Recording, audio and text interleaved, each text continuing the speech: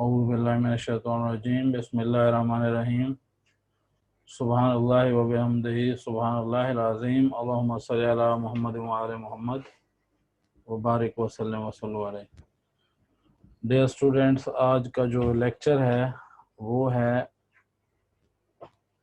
Periodic trends in the physical properties.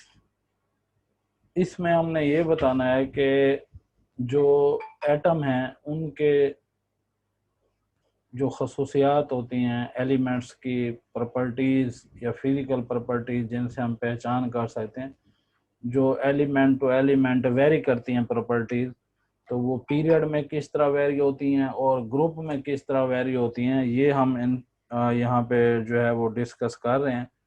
तो इसमें हम डिस्कस करेंगे फिजिकल प्रॉपर्टीज़ में एटॉमिक साइज में फिर हम एटॉमिक रेडियस और आयनिक रेडियस डिस्कस करेंगे।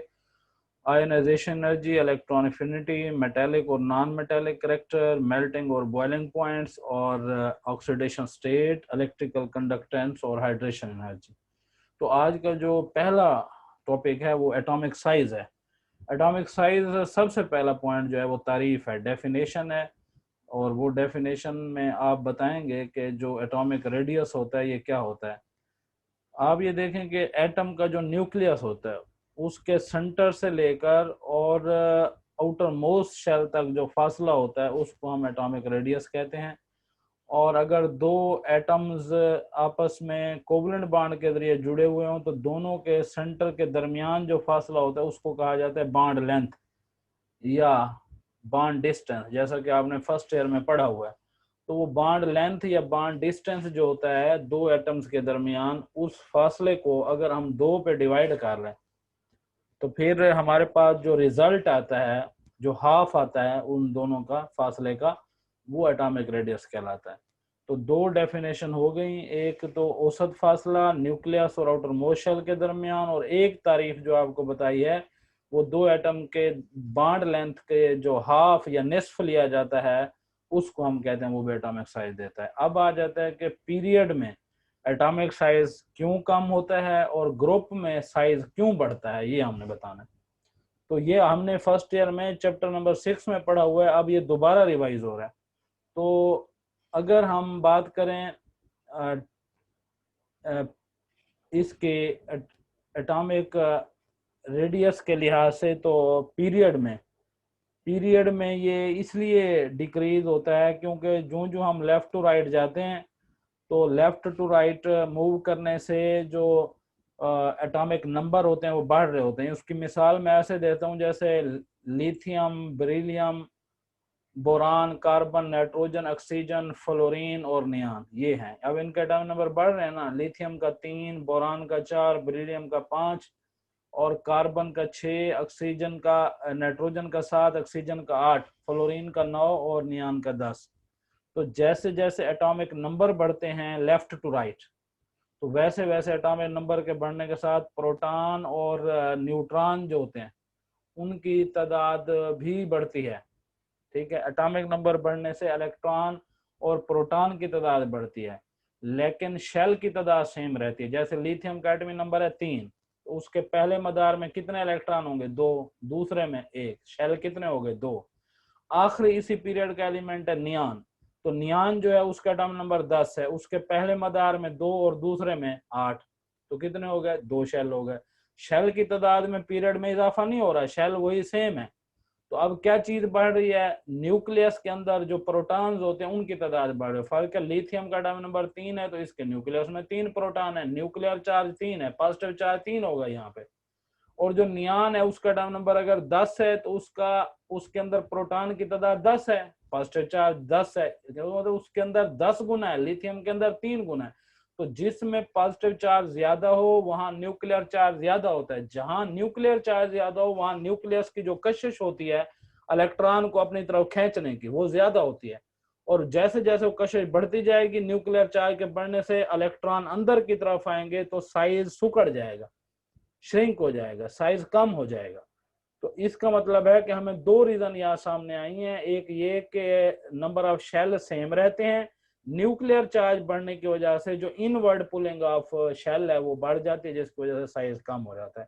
अब मैं बात करता हूँ ग्रुप की, कि ग्रुप के अंदर जो ये ट्रेंड है वो किस तरह से है, कि ग्रुप के अंदर टॉप से बॉटम की तरफ जब हम आते हैं तो जो है वो एटॉमिक साइज बढ़ता है। जैसे शॉर्ट क्वेश्चन है, पहले वाले का भी शॉर्ट क्वेश्चन बन सकता है क्या, why atomic radii decrease in period, उसके रीजन बता दे, due to the increase in nuclear charge and number of shell remain same. अब जब उन टॉप से बॉटम की तरफ आ रहे हैं तो इसमें एक शॉर्ट क्वेश्चन बनता है कि why atomic radii increase in group, तो उसकी वजह बताएंगे increase in group due to the following reason, कि जो हम टॉप से बॉटम की तरफ आते हैं तो एटॉमिक नंबर बढ़ता है, इलेक्ट्रॉन प्रोटॉन की तादाद बढ़ती है, इलेक्ट्रॉन की तादाद मुसलसल बढ़ने की वजह से शेल की तादाद में इजाफा हो रहा होता है। मिसाल के तौर पर जैसे हम लेते हैं कि lithium, sodium, potassium, rubidium, caesium, francium, ठीक है, ये पहला ग्रुप है। अब इसके अंदर जो टॉप से बॉटम की तरफ आ रहे हैं, लिथियम का एटॉमिक नंबर 3 है,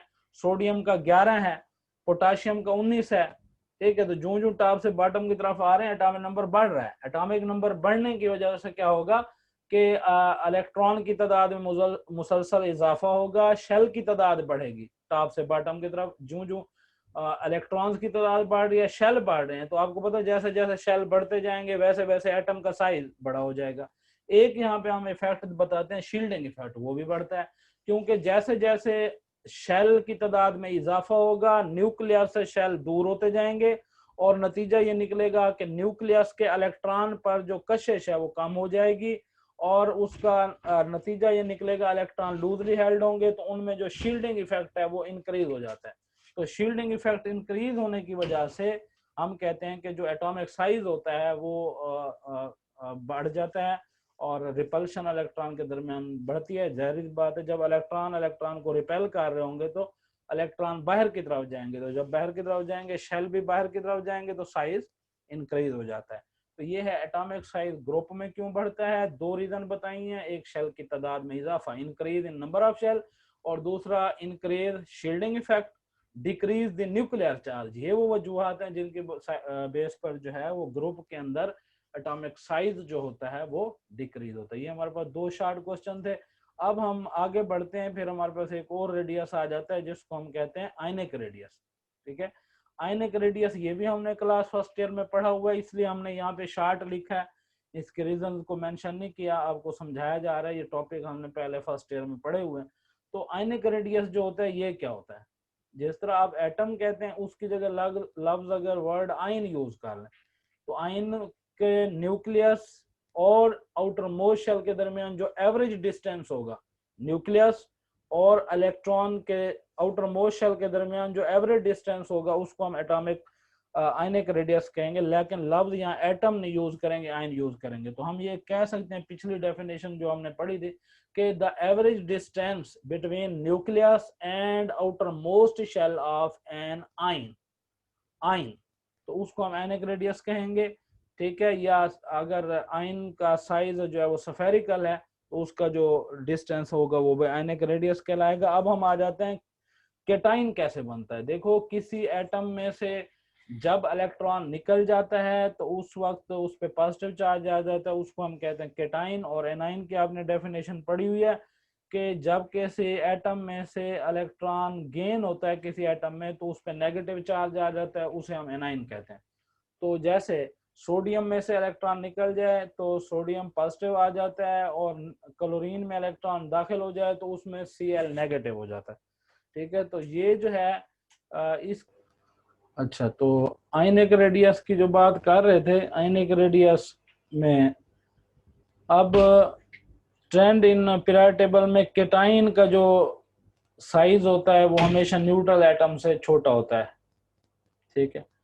और अगर पीरियड में आप देखें जिस तरह एटॉमिक रेडियाई कम होते हैं आयनिक रेडियाई भी कम होते हैं। ग्रुप में जिस तरह आयनिक रेडियाई बढ़ते हैं, एटॉमिक रेडियाई बढ़ते हैं, आयनिक रेडियाई बढ़ते हैं, उनका सेम वही रीजंस हैं कि पीरियड में न्यूक्लियर चार्ज बढ़ता है, शेल की तादाद सेम रहती है इसलिए साइज डिक्रीज होता है।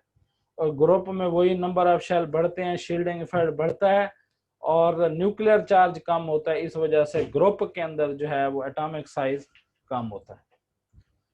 अब जहां तक बात है कि ये दो शॉर्ट क्वेश्चन यहाँ पर बड़े अहम है कि why cationic radii is smaller than neutral या पेरेंट एटम, और why anionic radii is larger than neutral या पेरेंट एटम। जैसा कि आपके पास ये ग्राफ है, इसमें